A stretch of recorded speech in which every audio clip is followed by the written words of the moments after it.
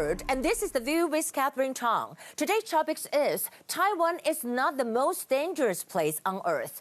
The Economist cover story named Taiwan as the most dangerous place on earth. I do not agree with their point. In fact, President Tsai doesn't agree with it either. Here are some points. A. President Tsai said that although China poses military threat to Taiwan, Taiwanese government is fully capable of protecting our country from danger. B. President Tsai also told Beijing that I hope the Beijing authorities come to realize that the PLA's actions contradict their own claims of China's peaceful rise. President Tsai also said that Taiwan will neither make concessions under pressure nor make provocations with support. C. I don't think China will rush in to invade Taiwan because once it affects TSMC, the global semiconductor industry will shut down. I think the article from The Economist is to highlight the danger that China poses to Taiwan. Is Taiwan the most dangerous place on earth? I don't think so. Is Taiwan dangerous?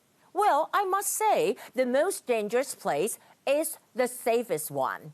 Here are the top stories. Today we have 8 confirmed cases. 2 of them are from domestic cases and the rest are imported cases. Well, first, I want to talk about Taiwan sent medical supplies amid India's COVID surge. We know that the first batch of the medical aid from Taiwan arrived in Delhi on May 2nd. The aid shows #Love from Taiwan, and Taiwan MOFA said more help for our friends in India is on the way.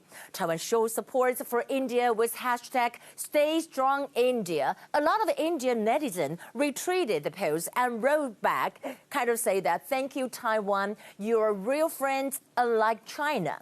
Well, on the other hand, U.S., Japan, South Korea generals hold meetings in Hawaii. Chief of Staff of the Japan Self-Defense Forces, General Koji Yamazaki, and the chairman of the U.S. Joint Chief of Staff, General Mark Milley, reaffirmed that the United States and Japan remain opposed to any unilateral attempts to change the status quo in the East China Sea. Also, let's take a look at the China's test for Biden, a slow military escalation. We know that China's Shandong Aircraft Carrier Group recently conducted routine annual exercise in the South China Sea. China's military provocation is seen as a strategy for establishing its own dominance in East Asia and forcing Taiwan's surrender and a test for the Biden administration. At the same time, Philippines vows to continue maritime patrols in South China Sea. Philippine Secretary of National Defense said that while we acknowledge that China's military capability is more advanced than ours, this does not deter us from defending our national interests and our dignity as a people with all that we have.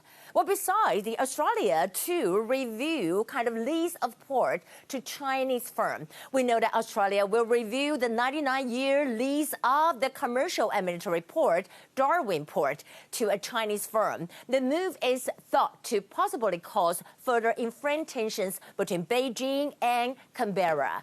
In the end, let's take a look about the global microchip shortage. Has China eyeing Taiwan? CNAS senior fellow Martin Resser said that China has been trying to get its hands on the equipment, and so far it's not been very successful. So you can easily imagine a scenario where Beijing decides that it's worth the risk and actually invade Taiwan to gain control of its vital industry.